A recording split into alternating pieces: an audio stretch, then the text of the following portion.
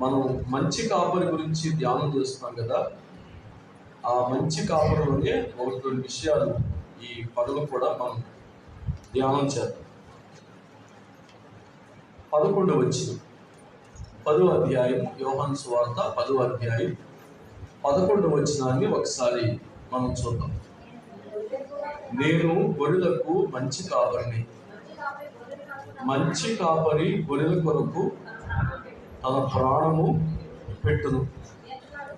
జీతగాడు గొర్రెల కాపరి కాడు గనుక గొర్రెలు తనవి కానందున తోడేలు వచ్చుట చూచి గొర్రెలను విడిచిపెట్టి పారిపోతాడు. చాలు.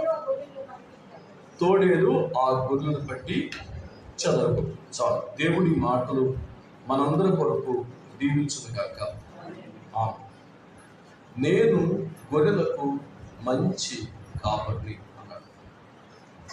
నేను కాపరిని అన్నాడు. అంటే ఇంతవరకు నేనే కాపరిని అని చెప్పిన వారు ఎవరు? నేనన్నాడు.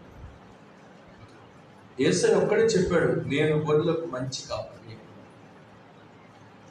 దావీదు యెహోవా నాకు కాపరి అన్నాడు. యెహోవా నాకు కాపరి అన్నాడు.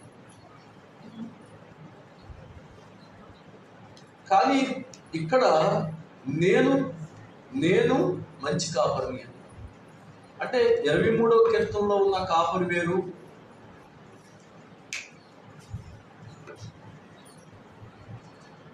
క్రొత్త నిబంధనలో ఉన్నటువంటి కాపరి వేరు కాదు. ఇద్దరు కాపరి లేరు, ఒకే ఒక కాపరి. 23వ కీర్తనలో ఉన్న కాపరి ఎవరో? యోహాను సువార్త 10వ అధ్యాయంలో ఉన్న కాపరి కూడా ఆయనే. ఆయనేమో నేను కాపరిని అంటాడు. దావీదేమో యెహోవా నాకు కాపరి. అంటే ఇక్కడ సంగతి ఏంటంటే ఈ రెండు మాటల మధ్య ఉన్న ఒక సంభాషణ ఏంటంటే, నేను కాపరిని ఎరుగుదును అని నా కాపరి అని చెప్తున్నాడు ఆయన. యెహోవా నా కాపరి అని. కాపరేమో నేను కాపరిని అని చెబుతున్నాడు. అంటే ఆయన గొర్రెల్ని ఎరిగినవాడు. ఈ కాపరికి గొర్రెలకు మధ్య జరిగేటువంటి ఒక విషయం ఏంటంటే, గొర్రెలు కాపరిని ఎరుగుతాయి, కాపరి గొర్రెలు ఎరుగుతాడు. మనము ఆయన్ని ఎరుగుతాం, ఆయన మనల్ని ఎరుగుతాడు. మంచి కాపరిని, నేను గొర్రెలకు మంచి కాపరిని.